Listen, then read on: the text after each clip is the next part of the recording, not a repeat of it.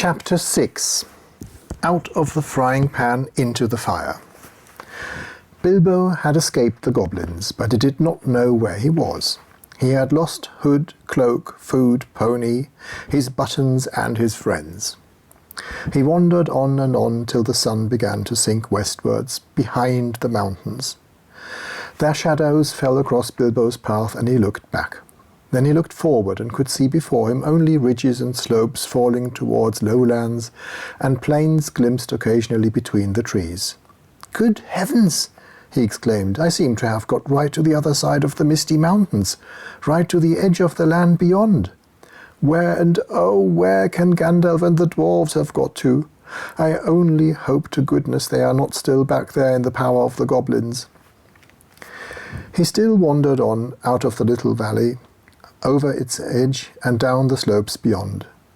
But all the while a very uncomfortable thought was growing inside him. He wondered whether he ought not, now he had the magic ring, to go back into the horrible, horrible tunnels and look for his friends.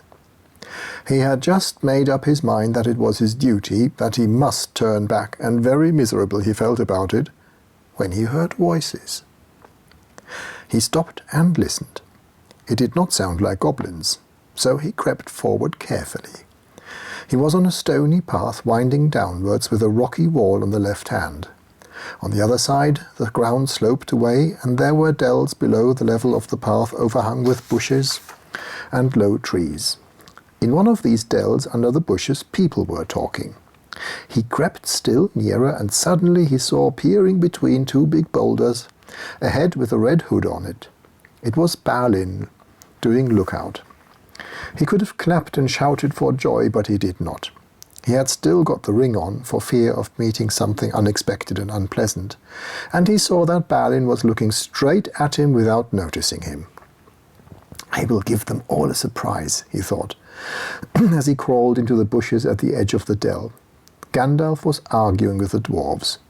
They were discussing all that had happened to them in the tunnels, and wondering and debating what they were to do now.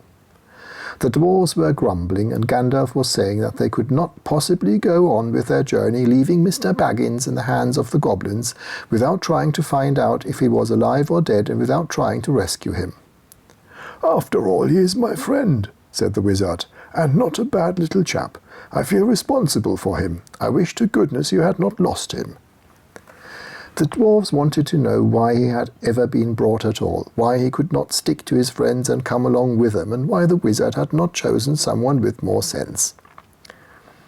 "He has been more trouble than you so far," said one. "If we have got to go back now into those abominable tunnels to look for him, then drat him, I say." Gandalf answered angrily, "I brought him, and I don't bring things that are of no use. Either you help me to look out for him, or I go and leave you here to get out of the mess as best as you can yourselves. If you can only find him again, you will thank me before all is over.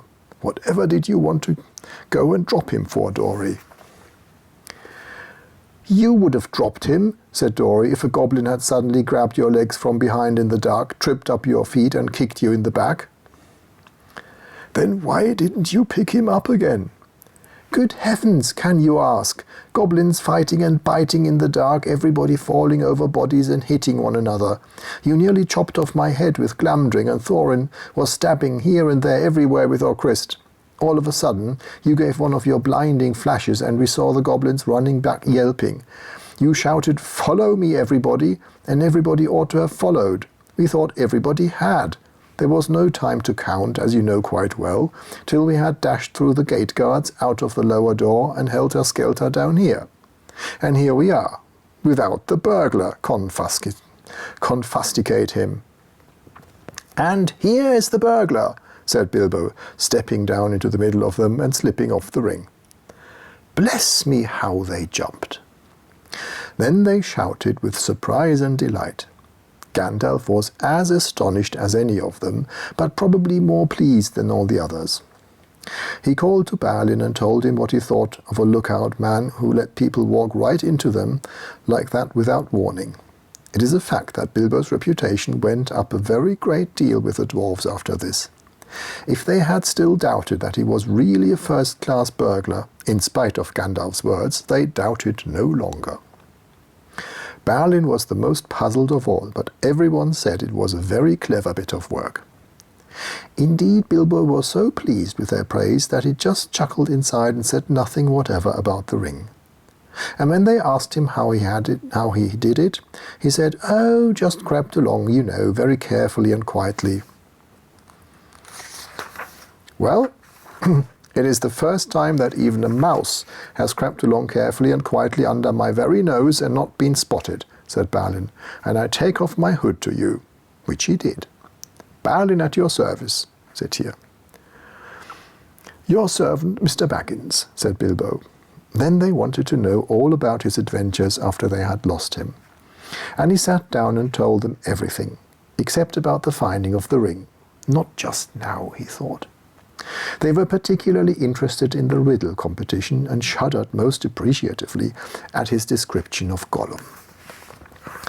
"And then I couldn't think of any other question with him sitting beside me," ended Bilbo, "so I said, 'What's in my pocket?' And he couldn't guess in 3 goes. So I asked for my present, and he went to look for it, and couldn't find it. So I said, 'Very well, help me to get out of this nasty place.' And he showed me the passage to the door. 'Goodbye,' I said, and I went on down." "What about the guards?" they asked. "Weren't there any?" "Oh, yes, lots of them, but I dodged them. I got stuck in the door, which was only open a crack, and I lost lots of buttons," he said, sadly looking at his torn clothes. "But I squeezed through all right, and here I am." The dwarves looked at him with quite a new respect, when he talked about dodging guards and squeezing through, as if it was not very difficult or very alarming. "What did I tell you?" said Gandalf, laughing. "Mr. Baggins has more about him than you guess." He gave Bilbo a queer look from under his bushy eyebrows as he said this, and the hobbit wondered if he guessed at the part of his tale that he had left out.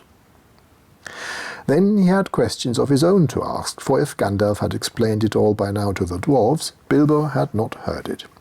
He wanted to know how the wizard had turned up again and where they had all got to now.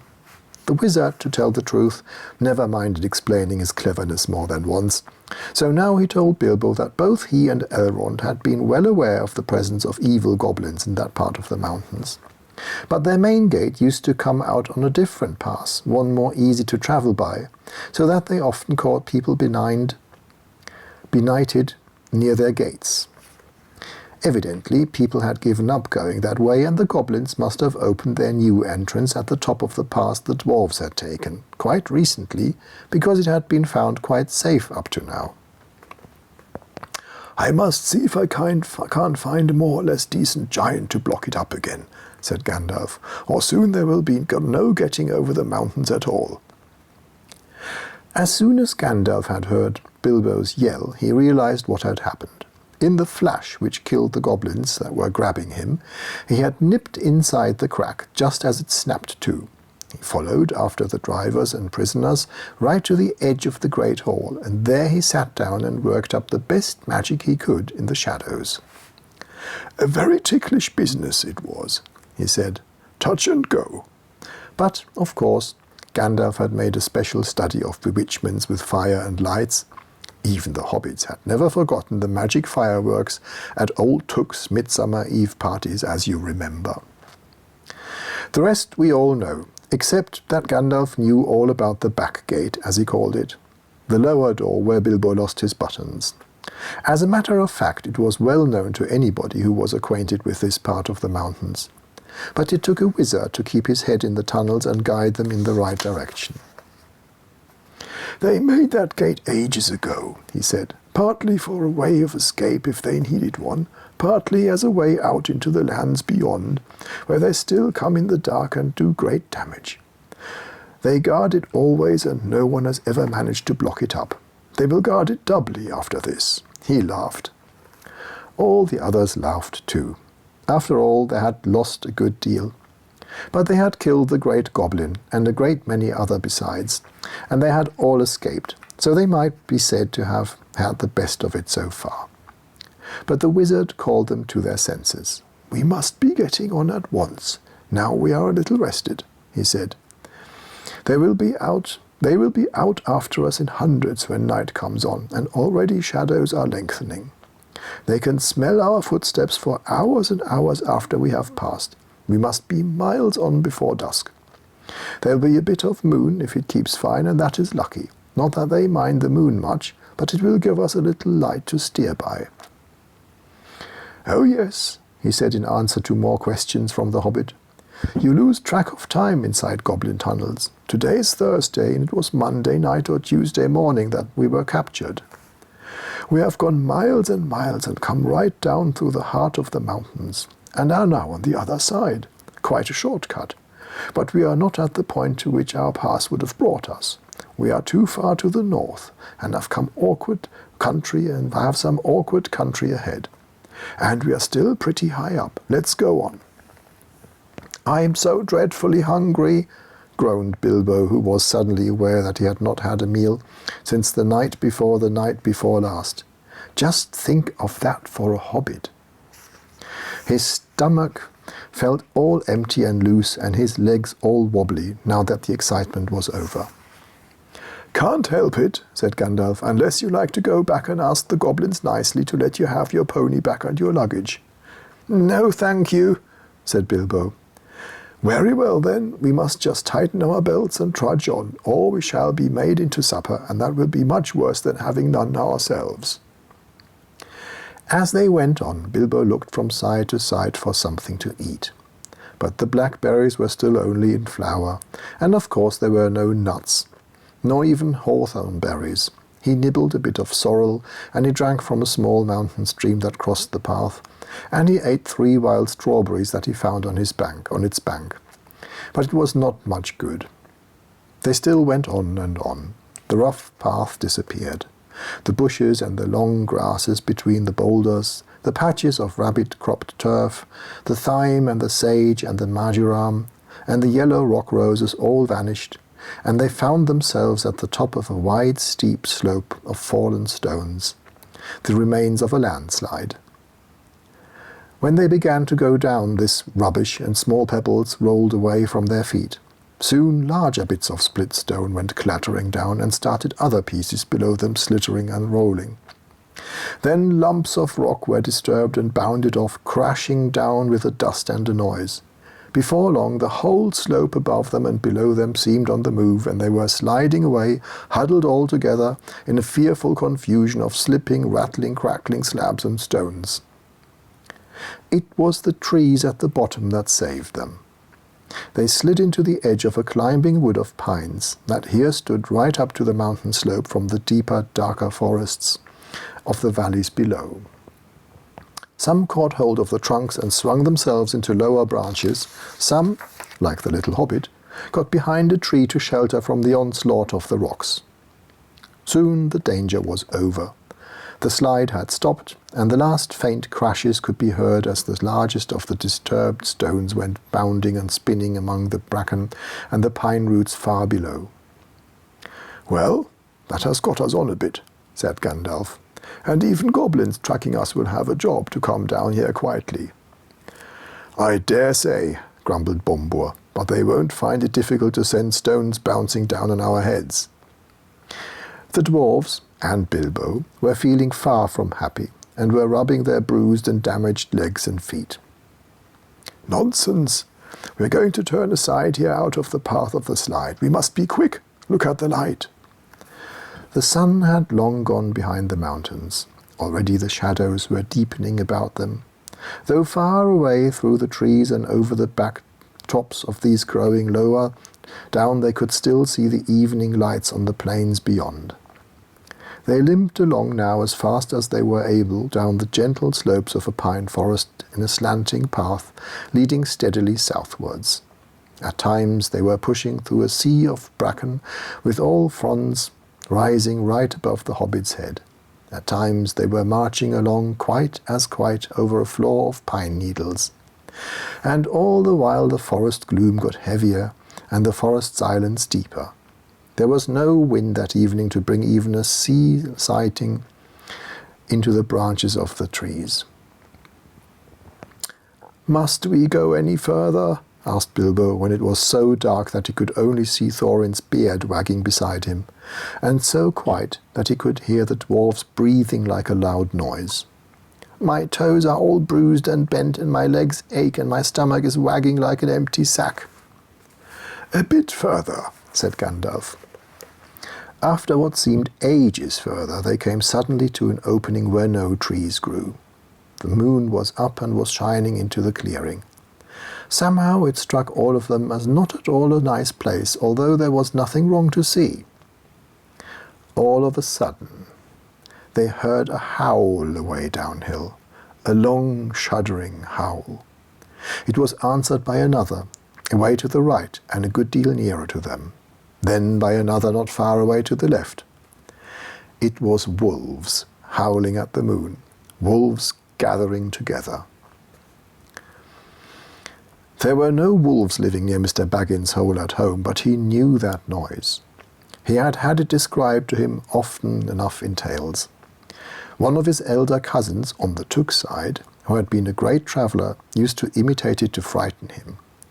To hear it out in the forest under the moon was too much for Bilbo. Even magic rings are not much use against wolves, especially against the evil packs that lived under the shadow of the goblin-infested mountains over the edge of the wild, on the borders of the unknown. Wolves of that sort smell keener than goblins, and do not need to see you to catch you. "What shall we do? What shall we do?" he cried. "Escaping goblins to be caught by wolves," he said. And it became a proverb, though we now say out of the frying pan and into the fire in the same sort of uncomfortable situations. "Up the trees, quick!"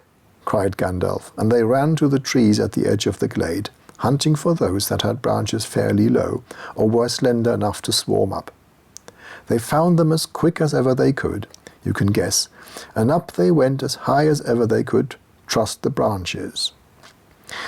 You would have laughed, from a safe distance, if you had seen the dwarfs sitting up in the trees with their beards dangling down, like old gentlemen gone cracked and playing as being silly boys.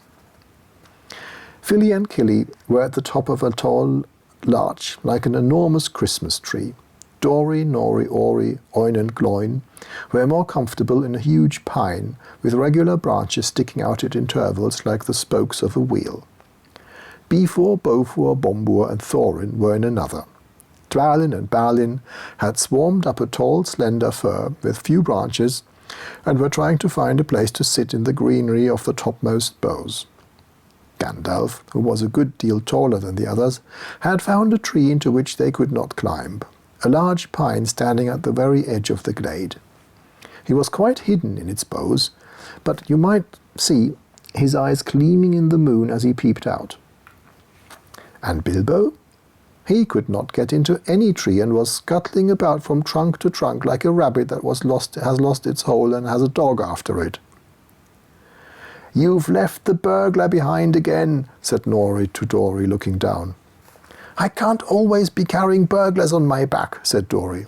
"Down tunnels and up trees, what do you think I am, a porter?"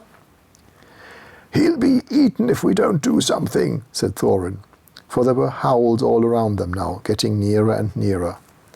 "Dori," he called, for Dori was lowest down in the easiest tree. "Be quick and give Mr. Baggins a hand up." Dori was really a decent fellow, in spite of his grumbling. Poor Bilbo could not reach his hand, even when he climbed down to the bottom branch and hung his arm down as far as ever he could. So Dori actually climbed out of the tree and let Bilbo scramble up and stand on his back. Just at that moment the wolves trotted howling into the clearing. All of a sudden there were hundreds of eyes looking at them. Still Dori did not let Bilbo down. He waited till he had clambered off his shoulders into the branches, and then he jumped for the branches himself, only just in time.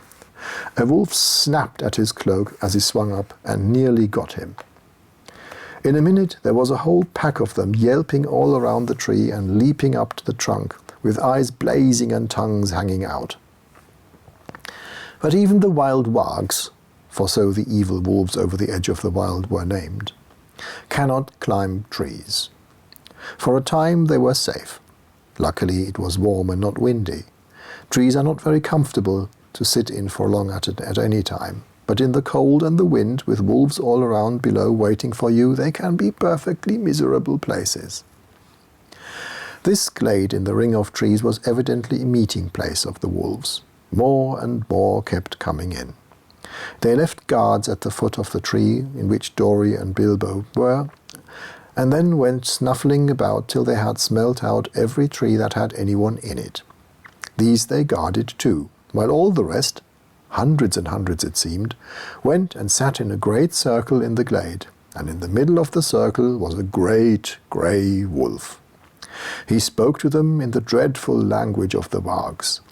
Gandalf understood it. Bilbo did not, but it sounded terrible to him, and if all their talk was about cruel and wicked things, as it was. Every now and then all the wargs in the circle would answer their grey chief all together, and their dreadful clamour almost made the hobbit fall out of his pine tree. I will tell you what Gandalf heard, though Bilbo did not understand it. The wargs and the goblins often helped one another in wicked deeds. Goblins do not usually venture very far from their mountains unless they are driven out and are looking for new homes, or are marching to war, which I'm glad to say has not happened for a long while. But in those days they sometimes used to go on raids, especially to get food or slaves to work for them. Then they often got the wargs to help and shared the plunder with them. Sometimes they rode on wolves like men do on horses.